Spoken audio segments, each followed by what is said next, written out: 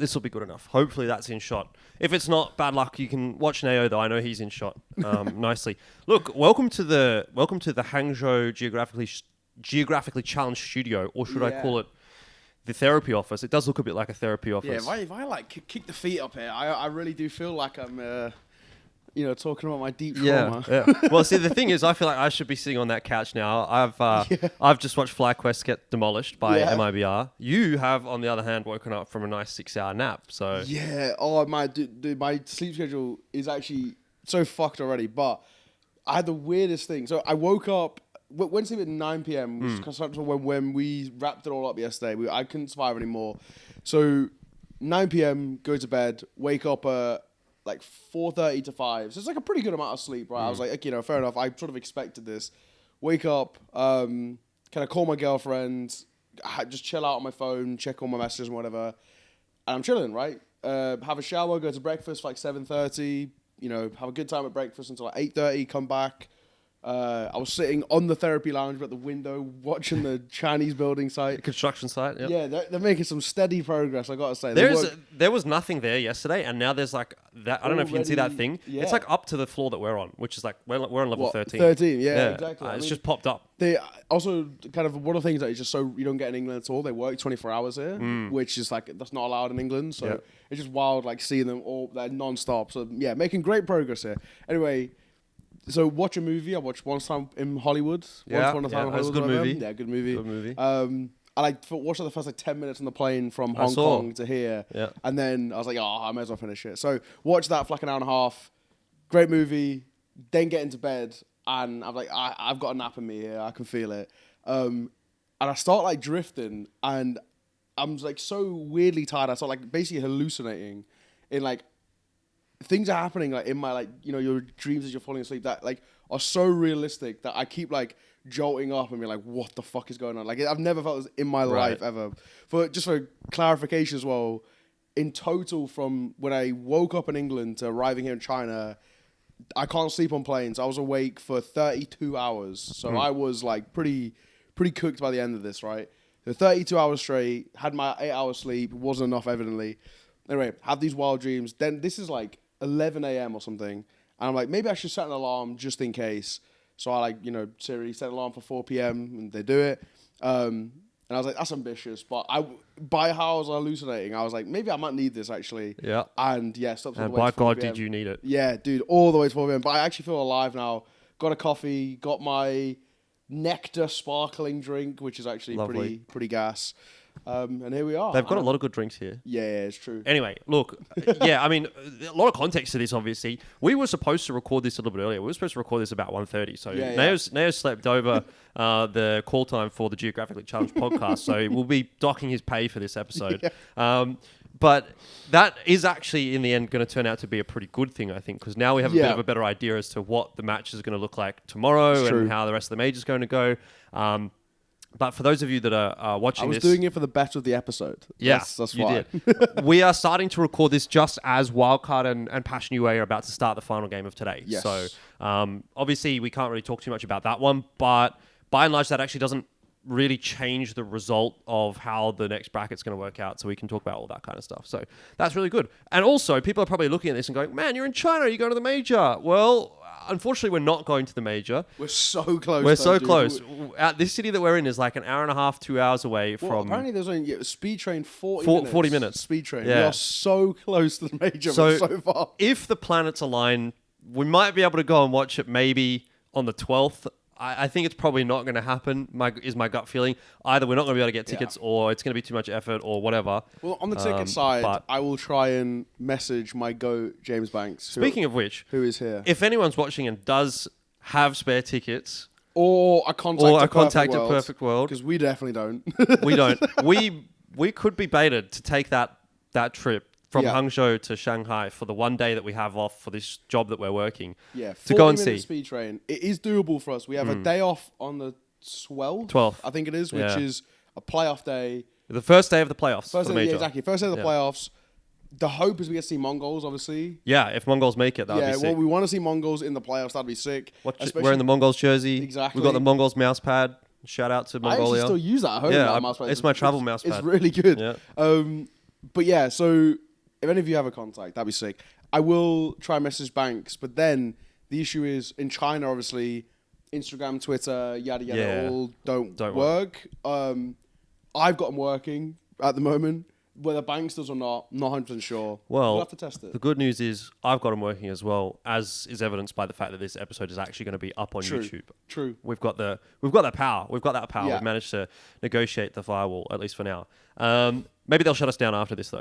Look, let's talk Major. I don't know where you want to start. Like, obviously, this is an Asia-focused podcast, as you know. You've been on. This is third appearance. Third appearance. Big up. Crazy, by the way, that you've been on 3 and 2 of them have been live episodes. So, yeah, exactly. I've been on 2 of the more rare episodes. Yeah, I don't know if you're the most frequent live episoder now. Because you did one in Melbourne, right? One in Melbourne. Yeah.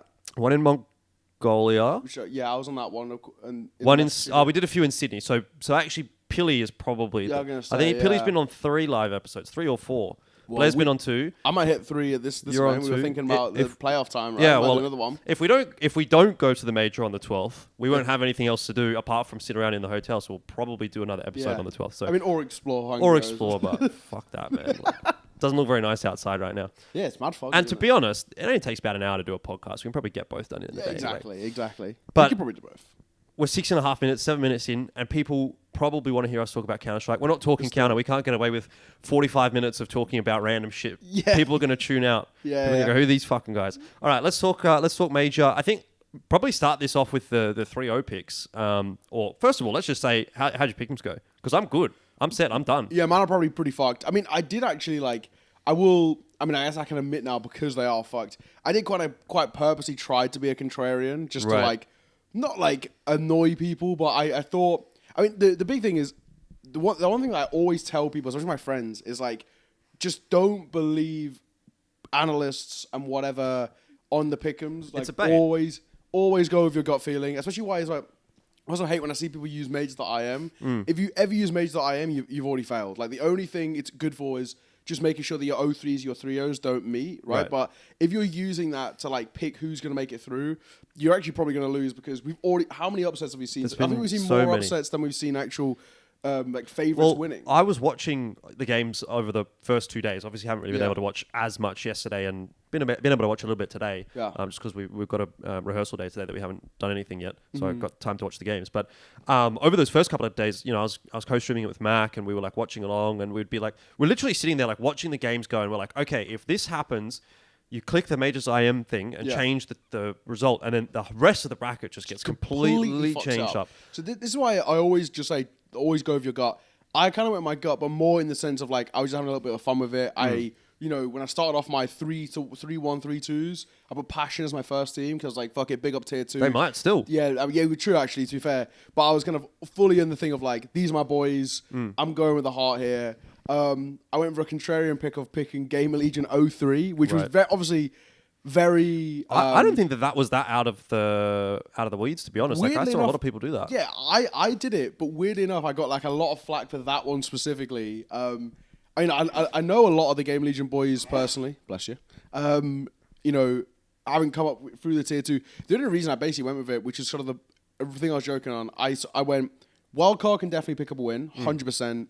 FlyQuest, there's no way they're going to go 0-3. I actually picked them originally, and then I was Inns can bring them through a best of 1 single-handedly. Can't put FlyQuest 0-3. We'll talk about that, though. Exactly. And then I actually very nearly did go Imperial, which I'm annoyed I didn't, obviously, in the end. Because Imperial Rare Atom was one of the more common ones. Yep. I was going to join the group, and I was fuck it, you know what? Imperial 0-3, I'm going to go random and go for an EU team 0-3. I should, obviously, now in hindsight, I should have gone fucking shitty Fnatic. But, I went Gamer Legion, and I basically just said, Bet Boom is shit, who they beat in their qual game. That team was dead anyway. Nafany can't do shit. Kyron obviously getting dropped. He's such a good player individually, but obviously just a bit of a nutcase. It seems, he's been dropped for kind of not his performance on multiple occasions now. VP being another one of them. And then they beat Falcons before that. Again, dead team. They dropped 4 out of 5 players immediately after losing. So that was my kind of justification of saying is this a bit of a faux success type thing for Gamer Legion? Actually not that good. But yeah, for the most part, pick'ems are basically fucked. But more actually so that I had Liquid going 3-1. They went 3-0. Who else? Mongolz 3-0? Yeah, I had Mongolz 3-0. Right. Had Rare Atom 0-3, which obviously everybody did. Baited. And then... Not me. They didn't? Yeah, exactly. No. APAC Rising, bro. Yeah, they didn't. They fucking should have, though, but Fnatic is just so bad. Like, Body is terrible. Nork's on Fraud Watch. The only redeeming factor, actually, about that Fnatic team is Blame F. I will die on that hill. People who say Blame F is like a beta or bad actually just don't watch Counter-Strike. It's as simple as that. Right. But... yeah, that team is just like dead. They need to stop rebuilding of like kind of just like, you know, random tier 2 mixes. Yeah, I don't know what you do. I think you just sort of blow it up and probably start again. But well, this is the issue with Fnatic. I think for me is that they've since like when did Fnatic start going bad? Like 2019 maybe, was that when they started like kind of downtrending? I'd say. I mean, it feels like it's been a long time, like 5 years. Which it's sad for me because Fnatic was my favorite team when I started watching Counter Strike. If you remember, I don't know when you started getting into Counter Strike. I think it was a bit after me actually, quite significantly. I remember you talking about. I only started playing for the first time ever in 2016. Yeah, and then I started watching. Face It London Major was my first ever thing I watched. Right, yeah. So 2018. Ages later. So I was watching... But I've gone back and like rewatched all and got the history of them. I was getting into it in like 2015, sort of 2016 was when I like really started getting into it. But even prior to that, I think I was watching a little bit here and there. But yeah, like that Fnatic team, the Fnatic NIP rivalry and it was great, yeah. You know, everyone loved NIP, like they were the saints and Fnatic were like in theory like the villains and whatever. I really loved that especially sort of, like the Olaf boost and stuff like that. Olaf was like obviously such a crazy player with the Tech9 back then and stuff like that. I loved watching JW Warp as well and stuff like that. Flushing and cheating allegations. Yeah, exactly. I was like, fuck yeah, the boys. And even people like Pronax is a fucking dog shit. He's you know, he's just there getting carried by the 4 guys. But I was like, fucking Pronax, my boy. Let's go. I really has just been there forever as well. Yeah. This is what 19th major or something. Yeah, 19. Yeah. Insane. So I was a big fan of that Fnatic team and you know, I always want to sort of see Fnatic do well, but as a result of being a fan of them initially, but yeah, it's just not at that point anymore. So yeah, but this is the issue like, that I have with Fnatic is like they just since like when they started going bad, I can't exactly remember the year it was, but I'm gonna just say like around 2019 maybe, for example. Instead of like what they should have done, which is like blown up the team and then just rebuilt fresh with an action idea or a core or something that they can find success, they just kept like taking 1 or 2 players out. So the core kept remaining shit and demotivated and terrible. And this has been the issue with Fnatic. If they actually want to ever like redeem themselves, I think a little bit, but also just get back to a point of being competitive, they're not going to go back to being a tier 1 team unless they massively invest. Fnatic aren't massively investing because it seems like every esports org, they have some sort of money issues, right? So they're not like putting in shit tons of cash. I don't think as well. I'm not 100% sure. But the thing that I don't understand for me, right? So Fnatic, they've been terrible for ages, but they've got some decent players. Like, I would keep Blame. Maybe it hurts me to say, but maybe I actually do get rid of Nork, even though I do like him. I feel like he was in theory. But then what I will say is he didn't really have that much time with the team. He was kind of obviously on loan. But I love Nork and Bleed, and obviously before that as well. Crims, I still think has his moments, but he isn't lights out. But you know, if you want just like a legendary kind of core player, maybe you kind of keep him around. But they need to get rid of like Body for damn sure. Matisse has his moments, but I still don't think he's what Fnatic need.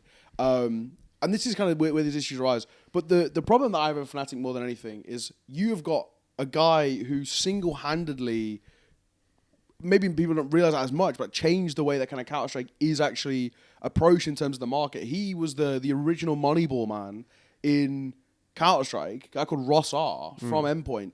He found Flames, Nerds, Heavy God, all of these players, every single one of them were found through his sort of, maybe not Heavy God actually, he might be gone by then, but all the legendary players that have come through Endpoint, and there's been tons of them. Mezzi was another one, obviously he kind of did have a stint before that in big teams, but obviously was in and around.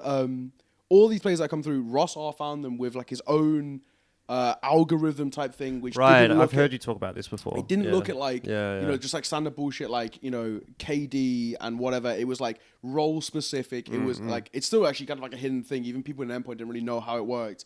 But essentially he comes like from a finance background. If I'm right in saying he actually went into finance after leaving Endpoint. Now he's back at Fnatic and he's like head of esports or something along those lines. Basically, they've got the perfect guy who could actually like find the right players to find the roles. Yeah. I mean, he's done it so many times with the likes of Nerds and Flames and yada yada. So they've got the right guy for the job, but I feel like they're just not using him properly because there's no way some of these pickups are. I would gonna say him, right? Because his Moneyball system. I don't know.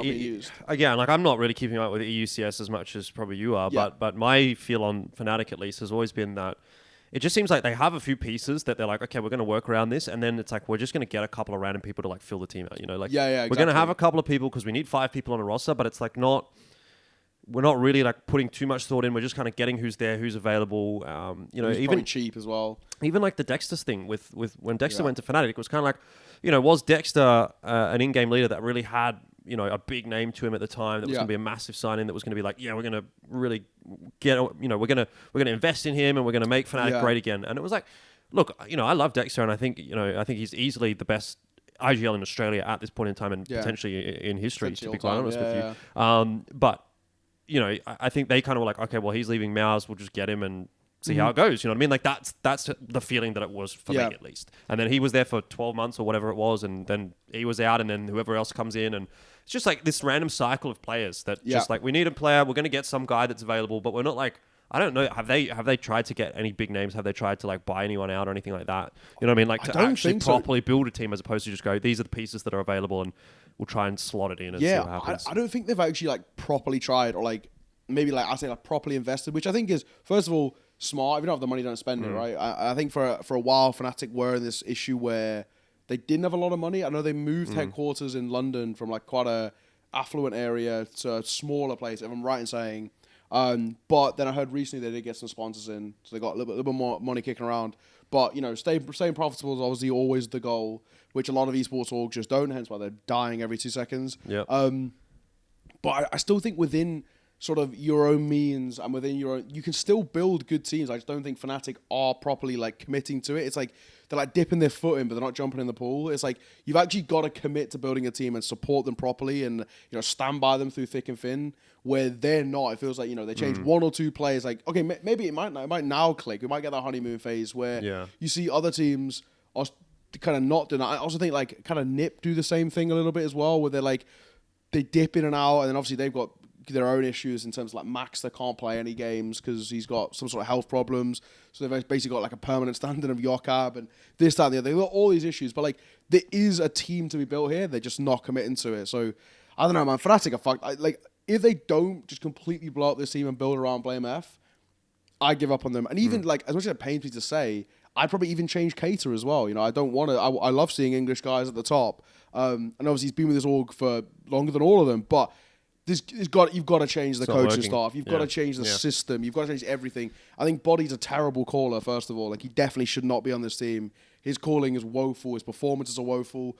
But then, you know, part of that is down to the system, which obviously Cater's involved in some way. So I feel like you've got to blow it up entirely. I don't know what they do, though. But the thing is, the reason why it annoys me is that you see other teams do it quite well. You know, as much as like, it's so easy to fucking hate on them and meme them, OG have done a fantastic job of it. Like, the team that they're currently rocking with are actually fun, competitive. They play good Counter-Strike. Like, it's good. And even at the top level, you see teams who completely implode for whatever reason, rebuild, still remain competitive. I look at teams like Heroic, very good example. They obviously lost the core. They lost their identity, lost everything. Yeah. And, you know, they rebuild with, at the time, what people were saying was like, you know, the 2 worst players, quote unquote, on that Heroic 5, right? Because it was all about kind of Stown and Yabi and Cadian, and you look at all these kind of different things, and they did a fantastic job of kind of rebuilding with Tessus and Shushu. Now, in hindsight, for me, feel like the real gems because they've remained ultra competitive at the top level, very very stable as players, and always reliable. Whereas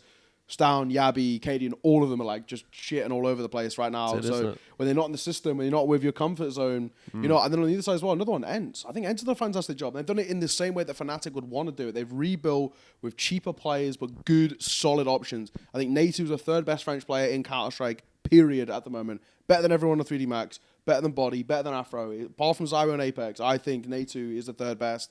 And then Kaspersky was killing it in NIP Academy. He was too good to be there as well. We got kind of picked up as a 17-year-old into the academy team, instantly had to stand in, before even playing a minute on the academy team, had to stand in for the main team in Pro League at like, he just turned 17, might even be still been 16, went to Pro League, did very well, having never played with any of these players, no prac, and then got the move over towards Ent as well. And obviously when Poddy came from their own academy system, like, this is the thing with Fnatic for me, is like they got rid of their academy team, so they got no kind of room for development, whereas at least other orgs do, like NIP and MOUZ and whatever.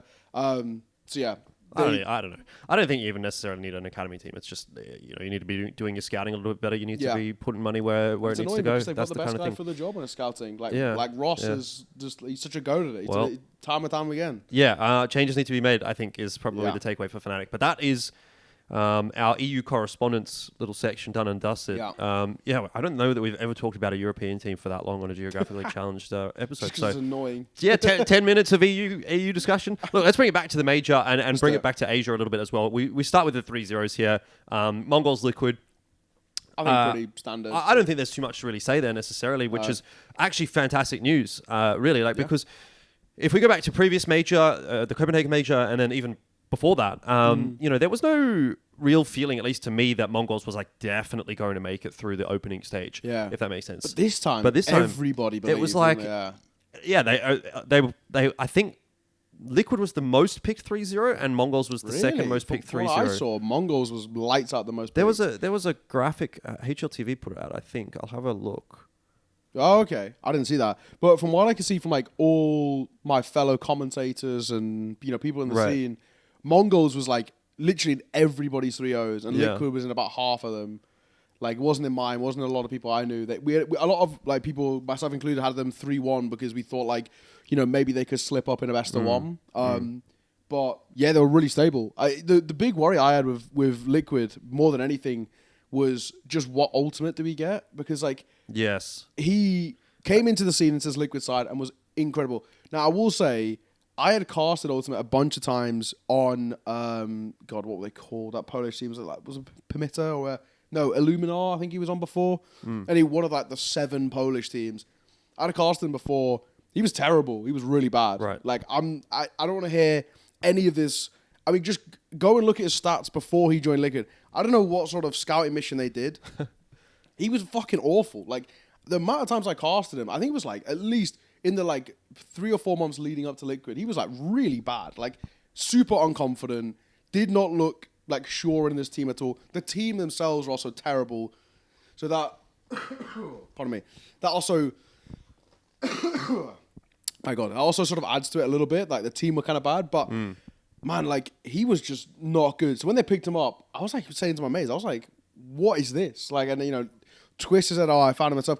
Anyway, prove me wrong. At a tier 1 level, was really confident. They gave him all the space and stuff, so fair play. But then he dipped off like massively. His form went to the, way below what a tier 1 player should be playing. He became actually one of the kind of the worst AWPers in every tournament that he was entering into. So then it became this thing of like, you'd see him every now and again in like one map or one series where Ultimate has like, like a 1.3 rating. It's like, oh, there we go. We get that honeymoon phase Ultimate back. But it still remains this big question of sort of what Ultimate do we get going into every game. At this stage, I thought he was great. He was stable. He did his job. He played kind of to the level that we want to see of him. I also think that the rest of the team also really picked up their level in terms of individual kind of mechanics. That was great. Is it sustainable though? I still have my doubts. Like, if we go into every series and say, what Ultimate are we getting? That does worry me. We just need to see him get a little bit more stable at that top level. But this level that they're at now, for Mongolz and Liquid, they are 2 of the better teams in there. Absolutely. Well, let me ask you this. I don't actually know how much time you've had to watch the major, obviously, because your time zone was a bit cooked. But I watched a lot. I watched pretty much all of it on those first 2 days. And obviously, being in a nice time zone for us now, I've watched all of the Mongolz games, all of the Liquid games, more or less. Which of those 2 teams do you feel stronger about going forward into Elimination? Mongolz, absolutely. Exactly. Without that, I mean, for me, I think this Mongolz team are, I would even maybe argue, a playoff team. Like, I was watching those Mongolz games and I was like, honestly, this is the first time I would have ever said this basically about watching an Asia team. I'm like, this is kind of boring. Like, this is kind of boring because it's just such a foregone conclusion. Like, the matches were not even close. 3 rounds in, you're like, Mongolz. I'm like, Mongolz are just so much better. Yeah, after you have the first, like, gun v gun round. Yeah. And you just see like how their protocols are just like near perfect at that kind of level. Like at the RMR, even against like scrappy, tough teams to play against, they made it look easy. In this stage, same again. It was like, they're playing against teams who then again are a lot more disciplined than the Asia RMR teams, but even still, it was just like... It's like, they're just that bad. Plus 37 round differential from Mongolz in the opening stage over 2 BO1s and a BO3, which was a 2-0. It could have been more as well, honestly. Like the next best is MIBR after going 3-2 or plus 19.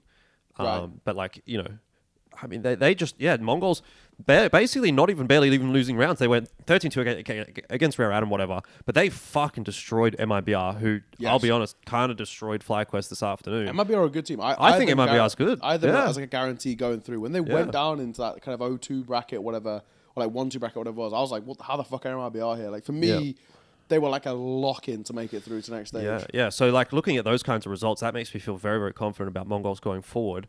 The only thing is that this is now, like, again, that point at which we've had this discussion quite a bit on Geographically Challenged, and they're now again at that point where it's like, okay, are they ready to take the next step? Because they've gotten to this position a lot where they're like able to feasibly make it into the top 8 of a big tournament, a Cologne, a Cato, a Pro League. They did it at Pro League, I think, and then they got knocked out pretty much straight away when they made top 8 at Pro League. But even then, it's kind of like Pro League maybe isn't on the same pedestal as one of those big events. But here we are at the Major, and last time in the elimination stage, if I remember rightly, they went 1-3 at Copenhagen. Yeah. And now it feels like the conversation has changed again for Mongolz, because last Major it was very much like, okay, we'll be happy if they make it out of the opening stage. Now it's been, they need to make it out of the opening stage. They have to make the elimination stage, and it's, we'll be happy if we make it out of the elimination stage. And it's starting to feel like it is very viable to say that Mongolz can make it into the playoffs, into the top 8. Which really, that's the first time you can say that about an Asia team in probably the last, I don't know, maybe 5 ever. years. Like, Ever, really. Like, I think that's fair, to be honest. Even that Tai Lu team, I don't think they were a playoff team. They were not a guarantee, They were a dark horse playoff team. They weren't a playoff team. I think this is one of the few... I think this is the only Asia team ever where we can come and sit here days before it happens and say, this is a playoff team. They're fucking banging. But the one thing that I always have, like, that I always try and say to people, especially about the Mongols, especially because I've seen this team through so many different iterations. Right. I did Asia ECL for years, right, kind of coming up. And the always thing that I always say that people they're like, oh, but when are Mongols going to, actually win, like, proper trophies, right? Which I think is, like, actually a fair enough argument. Because if you look at the trophies they're winning, they're not Mickey Mouse tournaments, but they're not like, it's not a Cologne, it's not a Cato, it's not a Pro League, right? These are like, Thunderpick, you're beating Heroic. I think that's just such an over expectation, though. Honestly, exactly. So, and this is the thing I always say to people is like the fact that you're even talking about when are they going to win that, I think is a win already. Or are they? Yeah, this is the first time we've ever been able to sit here and talk about an Asian team and say, when are they going to win a proper trophy? Not are they? Can they? If they get to the chance, when? Right. So that is, I think people just need to change their expectations. Also, I do think as well, having seen the Mongols at, like, for example, at a variety of different tournaments, like, met the guys obviously in Mongolia when we were there. Had a little chat with them in Elisa and in Finland. Granted, that should have been a tournament they should have won. They should have won Elisa. They underperformed pretty badly there. But the thing that I always kind of say, having kind of met them and spoke to guys, is like, I also think Mongols are pretty content in the spot that they're in. I know, obviously, every competitor wants to win trophies, but this is a bunch of kids, if we're being completely honest, right? Even Blitz isn't that old, right? Like 22 or something. Exactly. He's younger than me by a couple of years. So you've got a bunch of kids who are in positions of going deep in tournaments, traveling the world, making more money than their families have sort of probably ever made, right? Like, they are like making generational wealth type things year on year. They're currently this year, the 5th highest earning team of any team in the world. Just shy of $1 million across the team. I mean, they are loving life, right?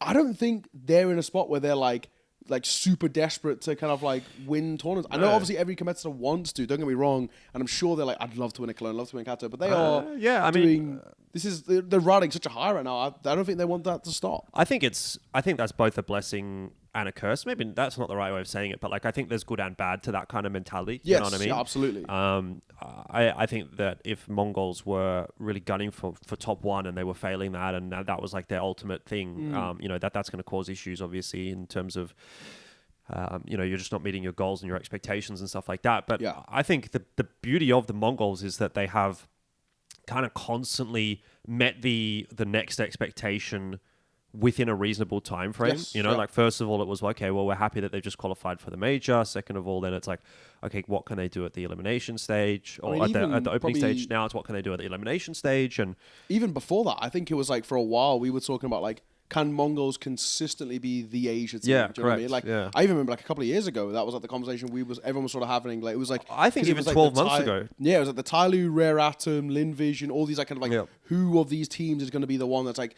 and then it was actually, and then over the span of probably the last 12 months, it's been like, okay, who else is going to be alongside Rare Atom, alongside Mongols? Because the Mongols are a guarantee. They are undeniably untouchable in their region. Easily, by a long way. Like I said, I think they've met every expectation really well. It's just one of those things for me. I just feel like, like for them, are they? I do wonder, like, obviously because this is, they're so young. Like, I feel like Mongols are smart enough, especially like people like Mara and essentially Mara. I think more than anybody because he's obviously been an ex-player himself, and he knows what the grind is and he's seeing sort of what's happening now. But all the kind of the backroom staff of the Mongols, I think they're smart enough not to be putting that kind of pressure on the kids. I would imagine so. I'd have to imagine so. And I think you're 100% right there. And look, the one thing as well about the Mongols is that, it may never happen for this team. Like this, what we're seeing from them right now, this might be the peak that we get from the Mongols. Yeah, we might be in the glory days. We might be in the glory days and we don't even know it. it. I think that's a really good way of saying it. That's why you got to live in it now. However, even were that to be the case, they have done something that most, if not all, Asia teams have never really been able to do, unless we're, of course, counting the AU Renegades / 100 Thieves core, and considering them an Asia team. I don't know if that works, but there you go. Boom. This guy's thinking about the production.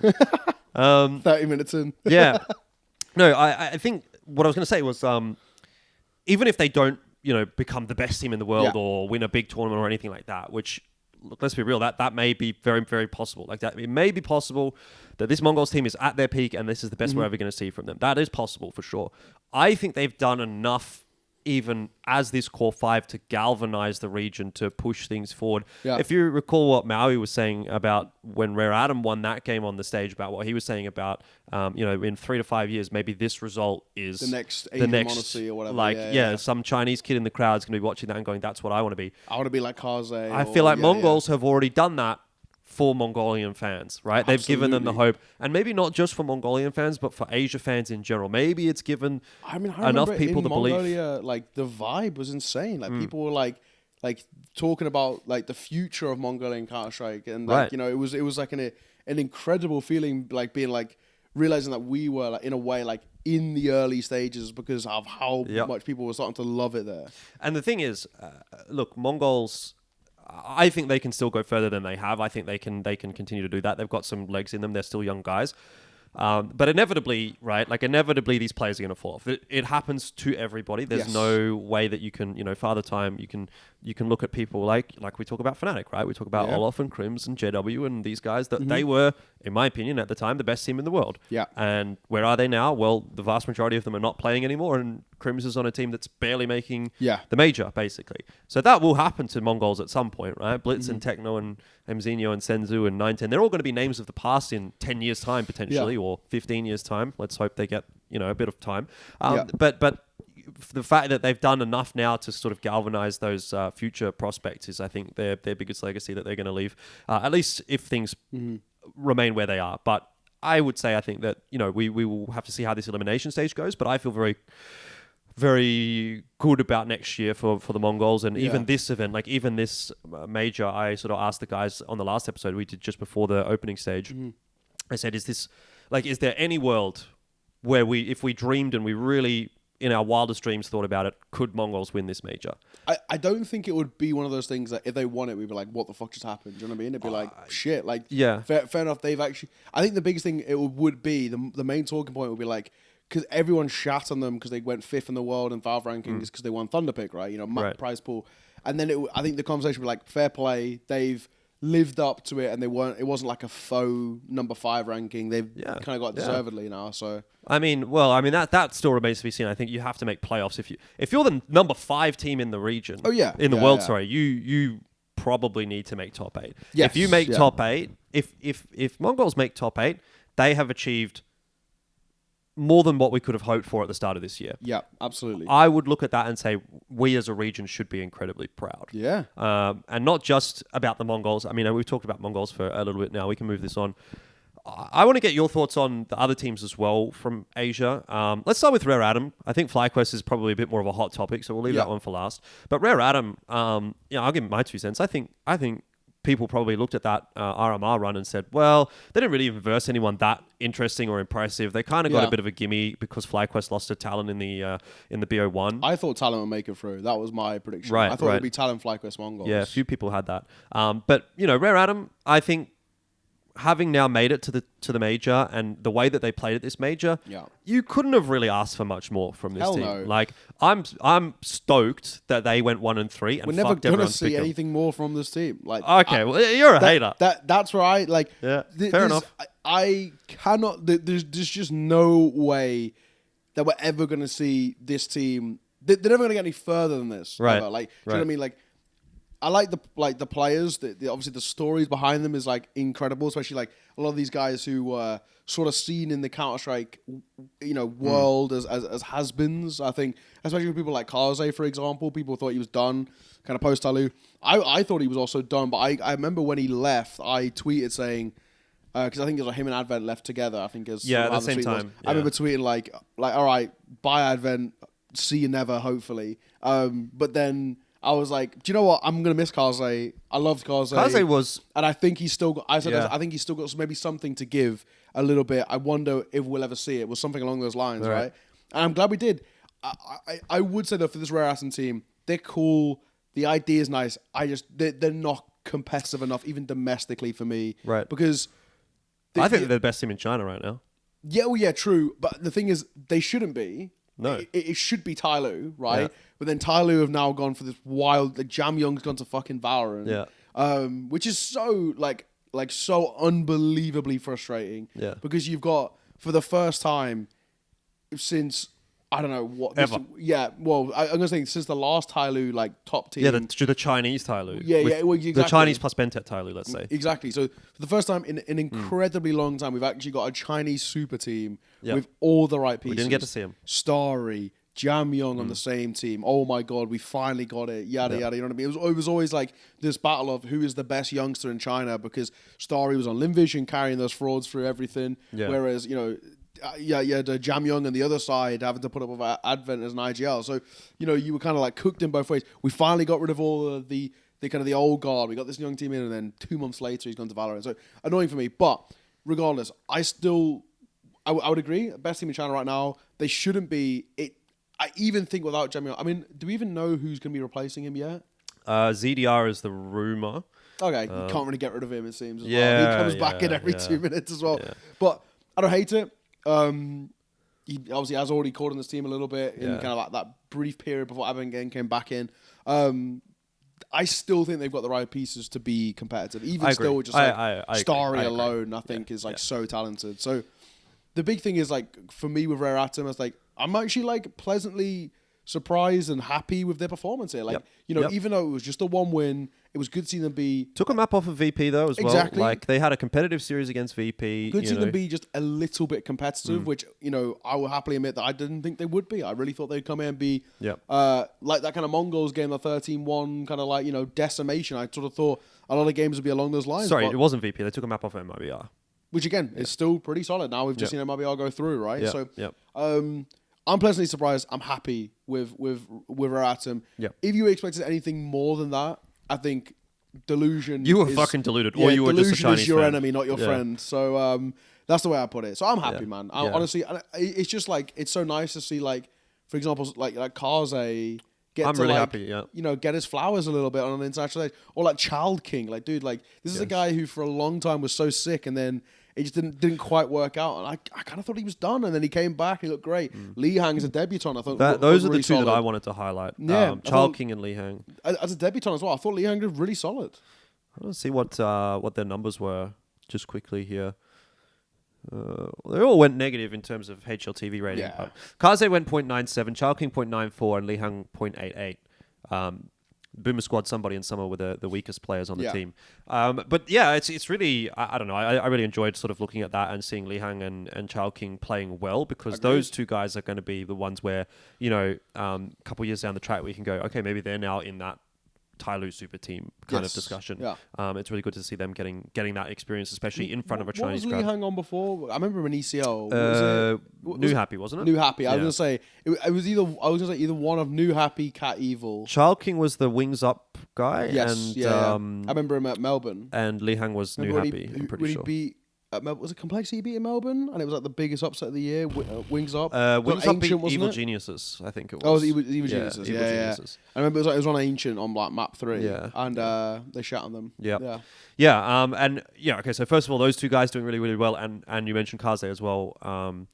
I don't know. I think it's really cool that Kaze has been able to sort of make it back to a major. Yeah. Because, as he said, and as we've talked about a lot on the podcast, it was 5 years between majors for Kaze. And he was like, between, AWPers in Asia, he was, I think, one of the two that people were like, oh, this guy's fucking sick. Yeah. Right? If you remember, Extra and Kaze were always the two back in the day. His highs were incredible. Right? His lows were a little bit Yeah, and rough. I think at the end of the day, people probably looked at it and said, well, Extra had a bit of a more storied career, and I would tend to agree with that. Yeah, same. And also, to be fair, Extra kind of went out before he fell off, whereas Kaze's went out on a high, didn't he? Kaze's been around now since his peak for a long time. But I think people kind of forget how good Kaze was and who he was to the region and to international eyes as well for the region. Like these guys were people that people looked at and were like, wow, Asian CS is legit. I think also most Asian players, if you were an AWPer, you would model yourself off Kaze. Right. That style of play wasn't it 910 that said he looked up to Kaze? I wouldn't be surprised at all. I mean, I think it might have been. Because like his style of play was like just beautiful to watch. It was flashy.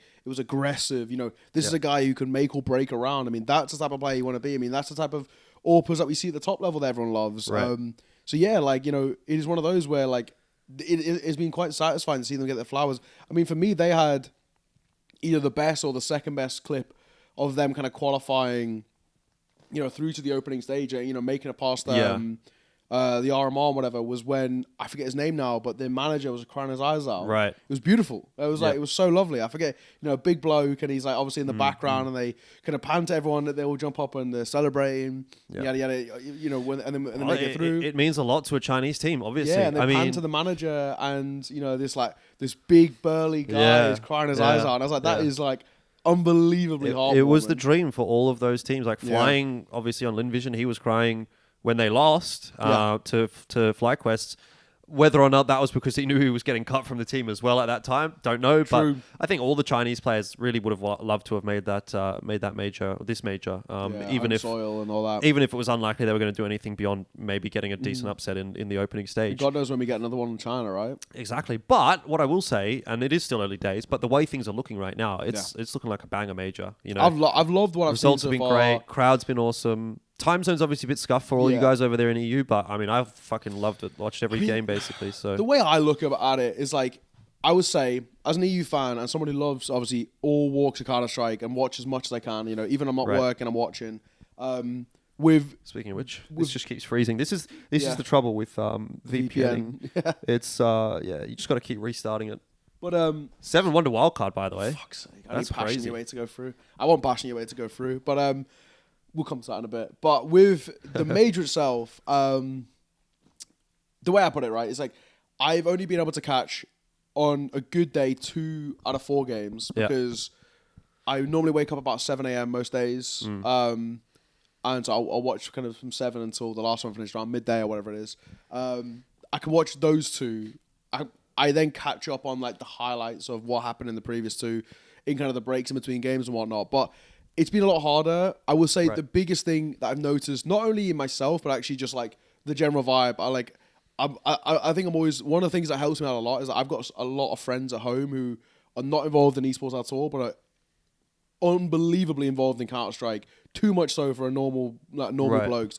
But the good thing is they're like, you know, I can get the general consensus of like people based off these like 15 They're not guys. esports people, they're just gamers. Exactly. Right. So like, you know, I can say to them like, you know, was this a good cast or whatever? And they'll just be blunt up like, no, it was kind of shit, man. I can't lie. And it's good to have that, right? Like, and it's good to like, you know, or like if I ask them like, what do you think of like this team or this player or this tournament? They will just tell me like straight up, and it's a very good indicator of what the general consensus feel because they're all kind of different. They argue about it all the time, right? So having spoken to them and said like, what are you guys feeling about this? Like, you know, being in Asia, their first thing is like, it's cool that it's in a new place, you know, that's sick. But the way that they put it, it's very hard to be like not motivated, invested, yeah. Because I know this exact feeling, right? It's very hard. It's very hard. You're only getting to watch like for them, most of them work, right? So they actually can't watch any of the games, right? So or but all of them work. Even the ones that work from home, they start at 9 a.m. So that means they can basically catch one game. So on like their kind of second monitor while they're doing work. So it's one of those. They said it's so difficult to be invested where it kind of just feels like every now and again they like wake up and see like, oh, there's a score check line, the scores and then that's like it. Sweet, and then which is rare because like these guys like I mean half of them work from home anyway, or at least have like really kind of like lax jobs in the sense that can let them sort of watch it on their phone at work or whatever. So they watch everything. They literally watch like everything that's a LAN, whether it's tier 1 or tier 2, these guys have watched it. So and being as like 15 of them, you know, you always get like a variety of opinions and arguments and whatnot. All of them are sort of like super difficult to get invested. Because you're just watching highlights, you don't really feel like the kind of like you don't get the emotion, and when you're not watching it live as well, it's at least for me it's a different vibe. I'm sure for everybody it's a different. Like sometimes I'm like I don't even fucking want to watch this. If I'm not watching it live, I'm not watching it. You know same. And so I know I like that's the feeling that I get with a lot of events all the time. Like you know what I mean? That's this region in general. So that's why I've chosen to really focus in on Asia because these are the teams that I can watch on a more regular basis and feel like I can be an expert in these teams. And obviously, what's the Aussie time zone to this one? To China? At home, it's either 2 or 3 hours ahead. So it's perfect. Pretty doable. It's perfect. Games start at like midday or 1 p.m. This is my counter argument though for people who keep talking about like like the time zone yada yada. It's like first of all, like my ultimate thing is grow up. Like just fucking grow up, man. Like you literally this is like it's like one tournament a year. You know what I mean? Like the only other one that was on this time zone was CAC, which was it wasn't. I don't think it was. I would say I don't think CAC was advertised properly. It felt like it kind of came out of nowhere. Even it kind of shocked me. I was like, again, you got to remember these are events that are catered towards the Chinese audience. Exactly, and that's what I said. Like we are the protagonists all the time. Yeah, we get the luxury of having 95% of the circuit in our favor. There's barely any tournaments in America. There's IM Dallas. There was Challenger Atlanta, and that's it, basically. There might be more in the future. Who knows if Pro League ever goes back to being in America? I doubt it, honestly, because of costs. But they don't get many tournaments, so that they make the most of it. I've heard Dallas is an insane experience.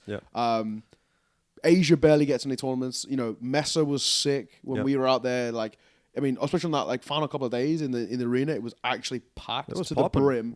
People were loving Counter-Strike. They were loving just having something in their home country. And I think this is the thing where what I always say is like for people who complain so much about the time zone and this, that, and the other, it's just like grow up, man. This is like once. Like this is the first time we've ever had a major in China, and granted, I think because Perfect would have been absolutely like nailing it. I don't think it'll be the last. No. I think there's such an aptitude and appetite for Counter-Strike in Asia, especially in China, that was such an untapped market that we didn't actually like. I mean, the biggest thing, I think Valve really fucked up by not pushing. People love CS here. People love video games here. They are really into it, and I just think Valve were like. Could have been not the biggest game in China probably because League of Legends will never get toppled at this point, but it could have easily been the second. It could have easily been up there. And look how many good talent there is in Valorant now in China because it's just an invested scene, right? Correct. I mean, credit to Valorant, they did exactly the right thing. They were like fuck, there's an untapped market here. They love FPS games, and Valve are just letting this one slip through their fingers. In saying that, better late than never, right? This investment that's coming now at the start of CS2. I can feel the difference, right? And, I'm obviously someone that has my finger really quite strongly on the pulse with Asia. Dude, look at the crowds on the opening stage, man. Even for like the shittest games. Look at the viewership on my shitty little podcast, right? It's fucking skyrocketed in the last 12 months. Big up you guys. And thank you guys. Yeah, I think it's largely, first of all, because Mongols have been doing really well, but I think it's also because just in general, the region feels like it is a little bit more alive now than it has been. When we started this podcast, like the first episode that we ever recorded, it's titled something like Asia and CS is in the worst state it's ever been in. And that was that was in 2019, I think. Yeah. And it felt like for a good 2 years or so, it continued to go down. COVID was a problem, obviously, and we lost Korea, we lost Japan, we lost Indonesia, we lost Singapore, we lost all those regions. Yeah. But honestly, kind of low-key, like starting to see some of that kind of come back. Not necessarily the regions, but at least competitive teams, and there is some interest in these kinds of regions and stuff like that from the international audience. So I think it's definitely positive signs just for Asia as a whole that there is that investment, and that there's the international eyeballs coming in here as well, for better or for worse. I agree, but I don't know where I want it to sort of sit. Like, I think if we're looking at long term, how many majors would you want to have in the Asia time zone? You know, I don't want to be greedy. I would love to say, one in EU, one in Asia every year, and then you have one on each opposite time zone. It's just never going to happen. And that's like saying, I want an AU major. It's like never going to fucking happen. But I don't know if maybe one in every 2 years is a good middle ground. So one in every 4 majors. So the way I would probably argue, I think it should be something along the lines of... I think 2 EU, 1 NA, 1 Asia. Over a 4-year period. I would probably say, for the general consensus, I think people would be happy and not disgruntled if it was a 3-to-1 setup of like 3 EU, 1 NA, 3 EU, 1 Asia. Right. I know that sounds massively greedy, and it is, but I think obviously it is the majority of the fan base, and it's also the reason why EU is so good is that it caters to most time zones. Americans watch when they wake up in the morning. It's only actually Asia that does get fucked up by it, but obviously their viewership numbers are generally lower, right? Like on our metrics, but we don't know what the problem is. We don't know what the Chinese metrics are going to be, like Billy, and we never will, because there's always that sort of shroud of lack of transparency. Yeah, exactly. But that is one of these. I think maybe in a way that also slightly hinders China a little bit is because we don't really know what the viewership's like. Like there obviously is viewership figures, but they're like it always. It's like this heat score, and people are like it's not legit. Yeah, heat score's not. Yeah, because I remember I was telling you there was like a. These international students, Chinese international students who played at Epic LAN called Soulsland, lovely bloke, sat next to me at that tournament, ended up finishing top 2, lost the finals, and they had like some insane heat score on Billy. Yeah. And just playing some random tournament. It was like, at one point it was like 100k heat score or some shit, and we thought it was 100,000 people watching. It kept going up. We were like, whoa, what the fuck? Like, I was on the camera, like I was like not coaching, like I was like fist bumping them off. They win rounds, whatever, when they would like. Because my game was done. We got like shit curb stomped basically by somebody. So we were done 13-1. These guys were grinding out a game, whatever. But yeah, like I was like, what the fuck? It's like there's 100,000 people watching me now fist bump these guys. Like, and then afterwards I spoke to one of them and he was like, no. Like that's heat score's not. It's not how many people. It's like it's based on like interaction and how many people are there and that kind of thing. So yeah. But that's the thing. I think that kind of hinders them because ultimately a lot of what makes esports events is being able to like say to an advertiser, I tell you what though, look at these numbers we're getting, this is what you could see. That may be the case for every other event in the world, but when we're talking about a major, the ultimate takeaway here is going to be how much money is Valve making off of this. Yeah, shit. At the end of the day, if the viewership doesn't fucking matter, this translates into an extra X million dollars per fucking major, like let's say, I know this is going to be wild. I have no number, like no information on numbers at all in terms of income or anything like that. So I'm just pulling shit out my ass here. But like, let's just say a normal major might make Valve fucking $50 million. I don't know. Sure. I don't think that's a bad estimate. On skins, like just in terms of people getting invested in the game buying skins, Game Pass, sticker pick'ems, whatever. Or, not even just talking about buying the major stickers. I'm just talking about the general, after the major, more people are interested in CS, therefore we make more money. If that's like a $50 million uptick after major, that then tops off until the next major. Yeah. And then China comes in and it's like $100 million. Yeah. That's going to be like, maybe we should be doing more majors in China. That's going to be the metric that they're going to look at the end of the day. And at the end of the day, it's going to be Valve mandated, right? Like all the TOs are going to pitch to Valve and say, we want to run this major. We want to, like that's how it works, right? The beautiful thing about having perfect world is it is, I think, especially in Valve's case, they've done this in the past where like they've, we haven't seen like an ESL major since 21. Right, it's crazy. Because the last one was Rio, and the general consensus of what I've seen on kind of Twitter from like HLTV and next one's Blast, right? Next one's Blast. But the main reason of why I've seen the reason why ESL they have, obviously they pitch every single major, but why they don't get it is because Valve see them as a bit of a monopoly, and they do want to have it spread out. It's hence why PGL have done loads of them, because PGL didn't have a circuit. Now PGL have a circuit. I do wonder whether that changes a little bit. Yeah, I think PGL. But the thing is, this is not actually a PGL major. It's no, but I mean, like they've actually had quite a few majors now over the last few years. So I wonder whether Valve now say, because you've got a circuit of what is it, like 13 events over the next 2 years, something take like a step like, back. Sort of. Maybe we give it elsewhere. But the good thing is that Perfect World are a good option now, because they're going to run CAC again, right? They got it next year, and then that's basically it. They ran Extremesland last year as well. They're running Extremesland this year, so it's in the perfect. So Extremesland is obviously BenQ Zowie. That's their it's their esports product. Extremesland is their it's like their esports tournament, but it was run by Perfect World for them. Okay. So it was like a white label thing. Zowie, if you're watching, give me a wireless mouse, please. I want to try it. I had one, but I gave it to Mac. Damn.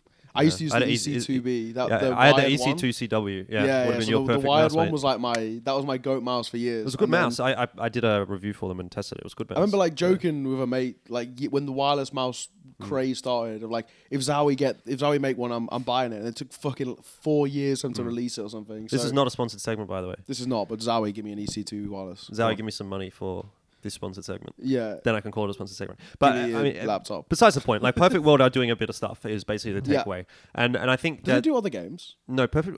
I'm not 100% sure, but I'm pretty sure Perfect World is just the distributor for Counter-Strike in China. And what that is as well is like it's their platform. I think Perfect World is just a platform that you can play games on. Sure. Whether or not they have more games, I don't know. But there'll be Chinese fans that can tell us that. Regardless, though, they're doing a good job.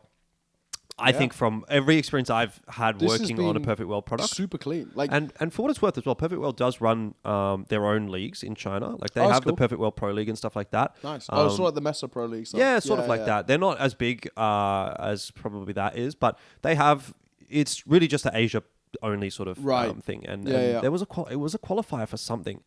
I think Chengdu. I am Chengdu or something. No, it might have been a qualifier for the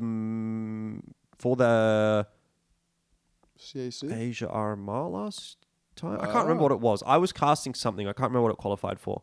Maybe a Blast event, something like that. Anyway, it doesn't really matter. But there are like China-specific tournaments that some of the other Asia teams play in, and a lot of them are run by Perfect World. So yeah, they do a lot of stuff. And I think the vibe that I'm getting is that there is more. You know what I mean? Like they're doing more, and it seems like there's more coming, which is good. I mean, honestly, the most selfish thing to say, but I am more than open whenever I say it, is like, I do want as many TOs as like humanly possible to be working in the industry, because more TOs working means more jobs, more talent means more clashes means that more opportunities for guys like us, right? And like, for players, for everybody. Yeah, exactly. Obviously you've been around for this a lot longer than I have, but there's, definitely obviously it's harder for you being in Oz to get the kind of opportunities, but more TOs, especially more TOs in Asia, correct, means that you're like you're the prime guy for that job. So I like live and die by whether or not Asia CS lives or dies. Like my brand is just attached to the side of Asia CS on that rocket ship, and hopefully it doesn't blow up. Basically, so it's one of those where it's like it is just like there's no downside. There just isn't a downside for us at the very least.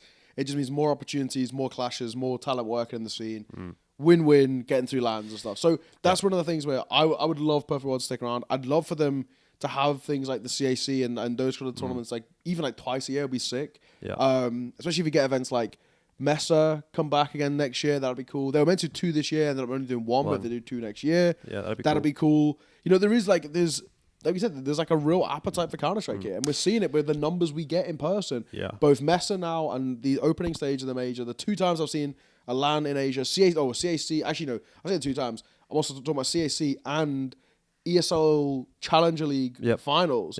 Packed, man. Packed. Yep. Like every time it's been packed. Even the IM Chengdu China qualifier was packed as well. What am I saying? I literally worked Chengdu. I was on the beach stream.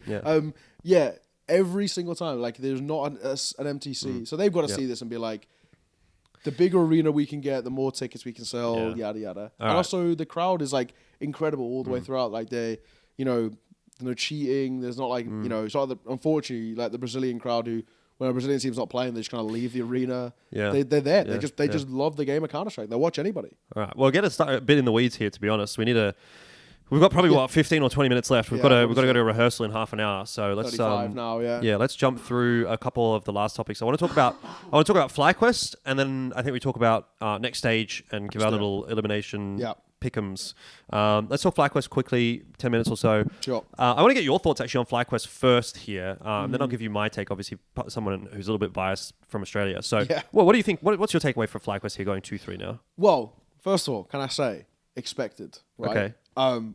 I'm so annoyed. This is one of those perfect ones where I've done this a couple of times where I've I've got like my own podcast group chat with Paladin and Trav, and I think I would say like me, Paladin and Trav speak in that every day, like very common. Like any bit of news gets put in there because it's either topics to talk about on the podcast or it's just they're just my mates, right? So we talk every day. Yep. I didn't put it in there, but I said to a friend of mine, part of this, like, my friendship group from home, which is on normal jobs. Yeah. I said to one of them. Because I nearly put them 0-3 and I didn't because I said they're definitely going to pick up a game. Yeah. When they went 2-0 up, my mate was like, "Oh my god, FlyQuest could go 3-0," and I said to them, "Guarantee they go 2-3, they don't make it. They're going to lose every game." I said the same thing with Game Legion as well. So Game Legion and FlyQuest, they both go 2-0 up and they're going to go 2-3. So it's kind of like, it's sad, but it's funny that I kind of predicted that right with FlyQuest in the sense that like they did end up going 2-3. They just fell in the best of these.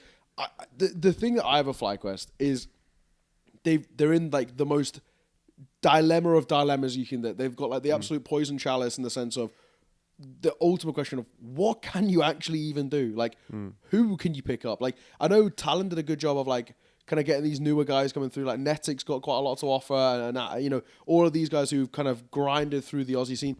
It's just not that big of a scene. Yep. There's not a lot of talent, and you've got probably one of the biggest dilemmas for me, which don't know if he's a fan of the podcast, so apologies for this, but I do think that Alistair is probably one of, if not the weakest AWPer in top tier Counter-Strike. Like, I don't think that's too big of a debate. I don't think that's too big of a, I don't think I'm, out of left field with that one. I think in this opening stage. It's been said before, for sure. Exactly. I think in this opening stage, I think it was, I said on my pickings video, that I think the two worst AWPers at the stage are Kaze and Alistair. But the issue is with FlyQuest, like, what do you even do? Because there's no AWPers domestically that I think they can pick up. Let me swing it to you this way. Have they done enough by qualifying for the major, getting those 2 wins, to avoid making a change, in your opinion? Because you're basically talking about this already, it seems like, as they must make a change regardless of the result. I'm going to go no. I think for the longest time, if you'd asked me literally like 2 months ago, and any time before that, I said, yep, they made the major, got the stickers, that's all they care about. Profit, boom, boom. I actually think now no, because I actually think the Asian scene's getting so competitive now that they're actually getting, not to a point where they're in a risk, because they obviously come through, let's be honest, a pretty easy qualifier, right? Like in terms of like, there's no competition in the Aussie scene of like who's going to actually like really... I mean, they lost the talent at their RMR, but... Yeah, it's true, right? So I actually thought that talent was quite cool. I do actually think they've got to make a change. I don't think they're going to be just enough satisfied with just qualifying. I think if they are, if just making the major and getting the stickers is enough, fair enough. I have a feeling it won't be, because you've got, for me, one of the biggest what ifs, and that's what if INS went international. I think INS is more than capable of being on a top 10 EU team without a doubt. Continues to deliver. I die on that hill. That INS is incredible. This guy is... I have to say, he's wasted in FlyQuest. He's so good. He's like, if Tabson wasn't so loyal to Big back in the day, he could be one of the best international riflers of all time. If he had gone to FaZe when that opportunity came up, when they were thinking about cut and rain, oh my God, what could have happened? But with FlyQuest, I think the only change they actually have to make for me, I've already kind of mentioned his name is Alistair. I think they've got to go international. The reason why I think they actually do have to make a change, or that I want them to make a change, is because there is an abundance of AWPers in EU that are incredibly solid. Like MHL, what a pickup by Talon. He was so good in Tier 2. Obviously, didn't work out for him on Falcons, but that Falcons team that he joined was like it was dead from the get-go. Like there was no life in that team ever. And there still hasn't been any life in Falcons really ever. There's so much talent in EU that they can pick from. There's so many solid AWPers that you could go towards. I mean, like literally, like, for example, the tournament I did before this, I did ISF just before this. Right. Romania ended up winning it. Zello, easily an AWPer that can play at a tier 1 level. Like, I again, I die on that hill. He is so damn good. Speaks English. Happy to locate, you know what I mean? For me, that's where I think like FlyQuest needs to bite the bullet and realize that what Talon did with getting MHL, because let's be honest, MHL is that carry of that team. He is the best player on Talon, undoubtedly.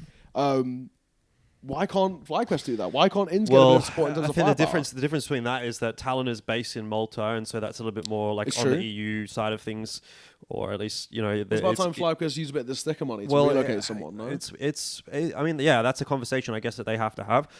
Okay, so here's my take on FlyQuest. Yeah. I think what we saw from FlyQuest at this major and at Atlanta has reignited a little bit of the hope in me.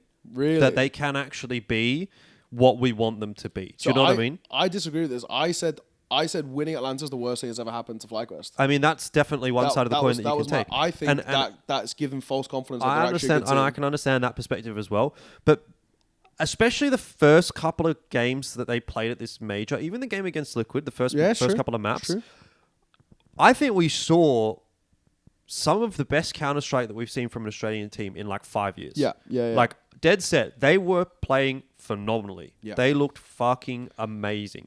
And if that's the level that this team can... by the way, I don't think that team has played that well before. Even in their Atlanta win, even in the RMRs and whatever, this and that. Yeah. I don't think they look that good. So, I don't know if I'm just like on the fucking hopium or the copium or whatever, being an Aussie fan or whatever. But that FlyQuest genuinely looked like a team that was going to go 3-0. Yeah. Like, if they continue to play that well... But I think ultimately the big thing is they didn't. They didn't. Right? But maybe I'm baited, you know what I mean? But I saw like Dexter was having fucking killer games. Inns was obviously being Inns. True. Liaz and Vexite were fragging, and Alistair was doing his shit as well. Like, they were all on. They only won best of ones, right? Sure. Like, and I actually have a feeling that going into next year, best of ones are going to basically be eradicated, bar the major, which Valve seem pretty stubborn on. I think most tournaments are opting to a best of 3 format. The thing Their is, best though, of 3s I wasn't convinced on. I think they've got map pool problems. There's just the structural changes happening within that team as well. Like, they're playing around with their positions and stuff like that. And this coach, I can't remember what his name is. Is it ZTR? What? Not Urcast? No. They've got an analyst. Oh, an analyst. All right, sure. Not ZTR. ZTR's the player. Yeah, Game Legion, yeah. I can't remember the guy's name, but they've got someone in. Let me see if he's on Wikipedia. Right. And I think they've looked really good. Like, in that time period where they've been able to bring that in. It goes to the fucking female team first, of course. I mean, regardless, like, obviously, my takeaway is that I think this team looks basically as good as they have ever. JTR. Okay. He's Portuguese. And he joined the team. I recognize that name. Where was he before? I'll have a quick look. He joined the team in September, right? So if we think about when has the uptick in this team happened? Well, probably around September this year. Sure. So that's where I'm kind of like, I'm a bit willing to give this another 6 months. And as crazy as that sounds, probably as someone who's like, yeah, I've been wanting to change and whatever like that. I'm willing to give them the benefit of the doubt. He's come from Odic. Yeah, that's it. Yeah, I was just saying, he was at the Americas RMR when I did it at PGL. So, I never recognize that name. So I don't know, man. Like, I think Alistair has looked a lot better in the last couple of months. Sure. I think Liaz has looked a lot better in the last couple of months, and I don't think we've seen any real significant drop off between Inns, Dexter, and Vexite. I think they're all still looking solid. So. Maybe I'm coping. Maybe I'm reading into something a little bit more than I should be. If he's just coming in as an assistant coach and not really having any impact, and it's just by happenstance that they've started to play a little bit better for whatever reason. Like causations and correlations. That could be a debate. Thing, but whatever. I don't know if maybe he's come in with something and has actually made some kind of a difference. And there's no secret that these players themselves, like as individuals, are all capable individuals. Like they've all had their moments. They've all been on the international circuit long enough that they've, I think deserved to be there in some sense of the word. Yeah. So I think, like, I'm willing to give it another 6 months, and I'm hopeful going forward that this team might actually be able to do something. I'll pose... basically, my answer is I think they've done enough for me to avoid changes. for the next major cycle. Okay, I pose the hypothesis on the other side though of what if they just go back to being mundane immediately and towards next year, and then it becomes too late to make a change, and then are you stuck in this?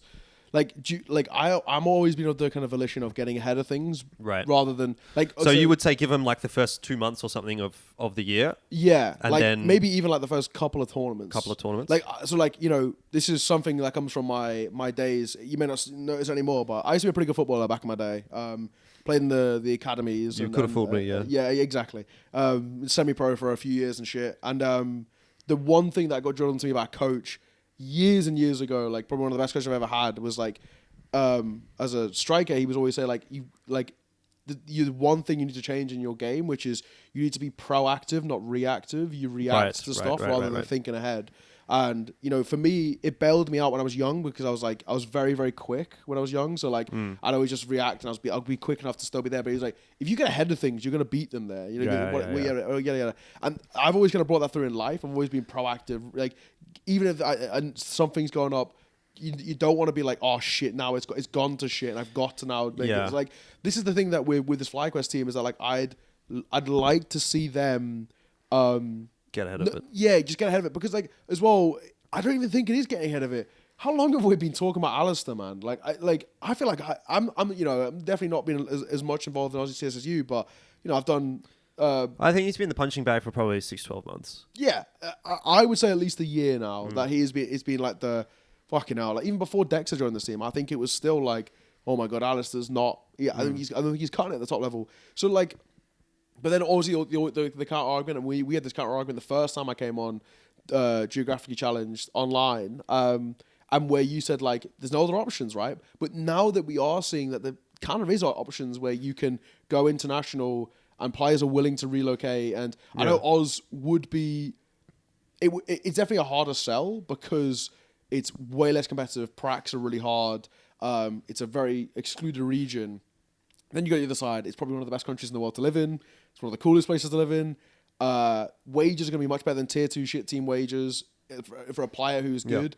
And you basically get guaranteed spots at Pro League, at top level events, like, your Katos and your Clones and whatever, yada yada, or your play-ins, right? You get more or less guaranteed because it's not a competitive scene. Yeah. So, like, I think there is a lot of sells for this team. It's probably a pretty decent wage in an incredibly lovely country, guaranteed going to top tournaments. If you are like a tier 2 player who... It's not a bad shot, you're right. Yeah, gets a LAN once in a blue moon, but is of that, like... I'm just using Zello as an example because he's just the most recent tournament I did, but he is, like, incredible for me. But there's probably, like, at least, like, 10 different AWPers you could, like, feasibly talk about, or, guys who have been in tier 1 and maybe not so much anymore, yada yada.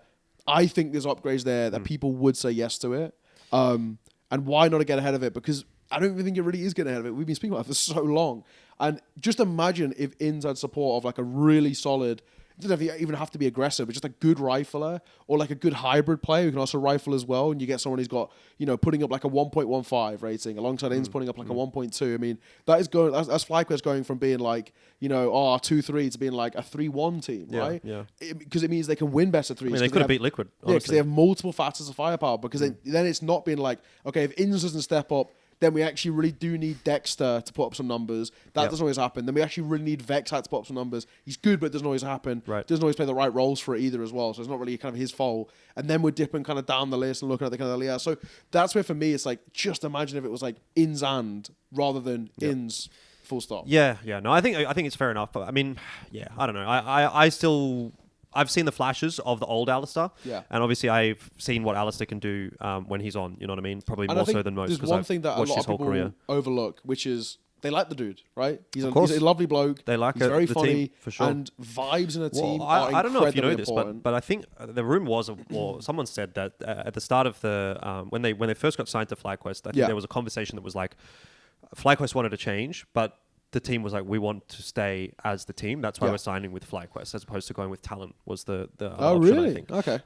And that was like, okay, well, give us the first major cycle. Sure. And if nothing, then change. Yeah. But very clearly, the team wants to remain as the team, you know. And I think that's the most important thing. I've got to give them respect, you know. I've got to give them respect. I think that's why I think, you know, seeing them have the success at Atlanta, seeing them, in my opinion, have enough success here at this major to, you know, give them some plaudits. I really love that. I respect that a lot from those guys.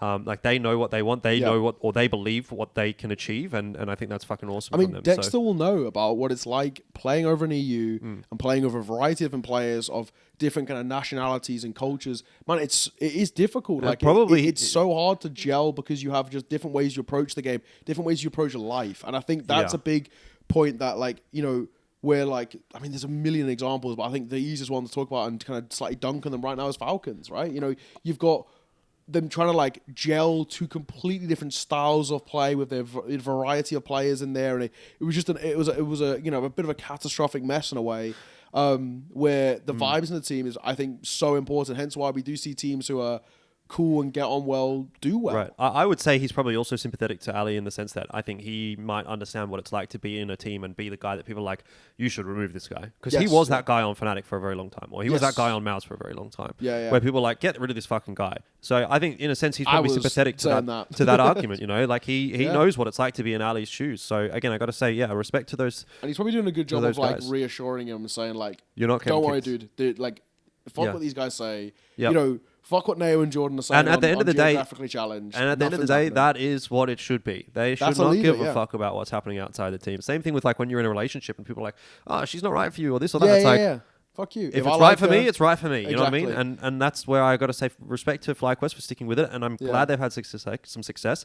And I'm also really glad that Ali had some success as well. Like I think for me, you know, Atlanta performance, dude, he was fucking sick. And he's a really nice guy. And that ace on Dust 2 on A site, incredible. I can just imagine what it would have been like to be him having 12 months of people shitting on you and just having this. And finally get a trophy as well. Yeah, you know, so it's one of those things like you guys are home. Fuck yeah. All of you should. And listen that's to bias, us. you know. Yeah. Whatever. Like, I think it's a feel-good story. So exactly. All of you guys at home, you should listen to us, right? Yeah. Unless you are Dexter or FlyQuest, then fair enough. You guys don't have to listen to us. But all the rest of you do have to listen to us. We've got to move on. We've got 5 minutes before we have to go, and we've got to go through this entire elimination stage. Yeah. So let's just do it very, very quickly. Regardless of this result between... That was just 13-6, the wildcard. Wildcard and Passion. It doesn't matter. They will play phase. So these are the 16 teams that are going to go through. And we'll give out 8. So we've got G2, Mongolz, Na'Vi, Liquid, Vitality, Gamer Legion, Spirit, Furia, Mouse, Pain, FaZe, Wildcard / Passion, Heroic, Big, and 3D Max MIBR. Those are the opening matches as well, by the way. So quickly, 3-0 teams. I'm thinking, given that it's probably pretty likely that Na'Vi, Vitality would play each other in round 3 if things go the way that they are. I'd say it might be... For me, I'm going to go Na'Vi Mouse. Yeah, I agree with that. I have no debates there. I was going to say Na'Vi Vitality, but they play each other, then I'm going to go Na'Vi Mouse as well. Yeah. And then down the rest of the list... To make it through... Will Vitality then be a dunk? Spirit shouldn't have any issues. I know Spirit have issues, but I don't think they'll have issues at this stage. I think... Funnily enough, there's an argument to be made about FaZe. I know it sounds insane to say. I think they probably should make top 8 there because like there's a lot of beatable teams, but like we've always just seen them squeak through. Like, here's what I think. I think G2, Na'Vi, Vitality, Spirit, Mouse, locks. Yeah. Beyond that, you start to come into the territory where the teams coming through from the opening stage may be able to beat those teams. So FaZe, Heroic, 3D Max, I can see losing to Liquid Mongolz. I would change things. I would actually say Heroic. I like Heroic at the moment. I really like that team. I think they're playing really well. I think Ne0kai looks incredible. So people keep sleeping on Kicksound as a caller. I really like Kicksound as a caller. Basically, I think the conversation is of the teams that are what opening stage team make it? What opening teams say? Oh yeah, exactly. What opening stage teams could possibly make it? Do we think they can make it over FaZe or 3D Max? I'm willing to sort of agree with you that Heroic goes through as well. 3D Max are definitely not making it. So I definitely would put Mongolz in over 3D Max personally. 100%. And I think I would probably put Liquid in over 3D Max as well. Yes. Yeah. It's just and the hard part is it's FaZe, right? And you know what I mean when I say it's FaZe, right? Yeah. So, shit the bed first 2 games and qualify. Exactly. Classic. I think I can't see a playoffs without FaZe. You know what I mean? I still want to put them through. In which case, the final 8 then is G2, Na'Vi, Vitality, Spirit, Mouse, FaZe, Heroic, Mongolz. Yeah, I would say I think all the big teams will make it through, basically. Yeah. I think there'll be way less upsets in this stage, bar Mongolz, quote-unquote, I guess, upsetting 3D Max. I don't think that's an upset. Yeah. I don't think 3D Max... I'm surprised. Like, it kind of baffled me they even went already to the elimination stage. So, yeah, I think basically Mongolz in there. If it was Liquid, it wouldn't surprise me as like that much, but I think Mongolz have a better chance. Yep. All right, that's pretty much where we're going to have to wrap it up. Wish we had a little bit more time, but yeah, we got to go to work. Yeah. It is what it is, hard days grind. Hard days grind of sleeping 5 hours. Yeah. But we've got potentially another episode in, what, a week or so. 11 days. Yeah, so a little bit over a week. Dude, we're here for a long time. The first day of the playoffs will be the day that we record, if we're going to record. Yes. And then we'll know who's the top 8, then we can talk about them. And it seems like we have a lot to talk about, because we've filled an hour and 20 minutes like that. Yeah. So we need to plan. I need to wake up a little bit early. Yeah, we need to do another episode. But anyway, appreciate you guys watching. If you're watching still, want to give a quick shout out to NN. He was my first super chatter on YouTube.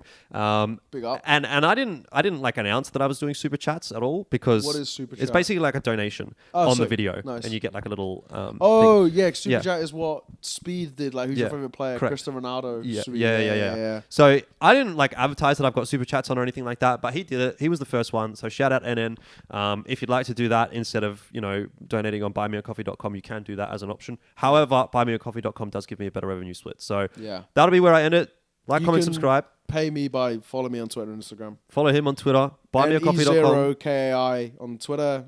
NEOCAINE on Instagram. Ne0kai. You'll find him. I'll tag him. Buymeacoffee.com/Elfishguy if you want to donate. You can check out my YouTube too. Check out his. I'll tag his YouTube as well. I got a bunch of content on there, and I'll be vlogging this event, so you can see me and Jordan fucking around in China. All right. Peace out. There we go. See you next time.